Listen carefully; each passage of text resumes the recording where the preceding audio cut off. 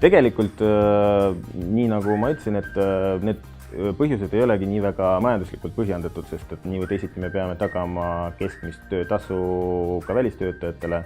Et pigem on probleem selles, et me ei leia siit Eestist vajalikku tööjõudu ja me alati otsime esimese valikuna võimalusi Eestis.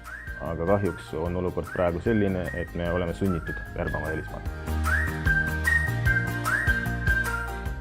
Välismaalase kvalifikatsiooni ei saagi päris kindlaks teha CV kaudu või siis telefonivestlusel, aga kindlasti me alati suhtleme avatud kaartidega ja hoiatame inimest, kui inimene, ütleme, kujutab endast paremat pilti, kui ta tegelikult tema oskused on, siis see on ka osaliselt tema risk. Kindlasti see probleem, kui see peaks esinema, siis see tuleb välja ja sel juhul töötaja peab sõitma koju ja see on tema enda kulu.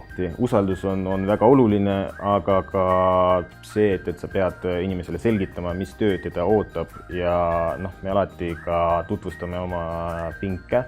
Et kui me räägime pingioperaatoritest jällegi, siis me anname teada, mis pingid meil on ja nemad siis kas või YouTube'i kaudu juba valmistavad ennast ette kas või testtöödeks ja nii edasi. Et me üritame vältida seda värbamispraaki nii palju kui võimalik.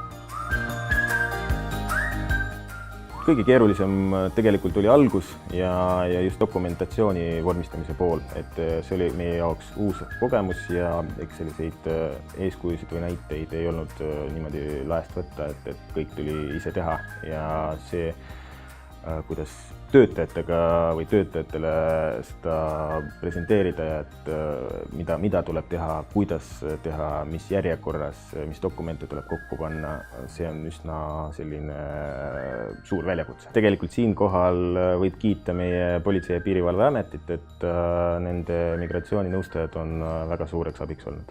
Ütleme niimoodi, et Ukrainast on meil väga positiivsed kogemused pingioperaatoritega, et julgelt võin soovitada.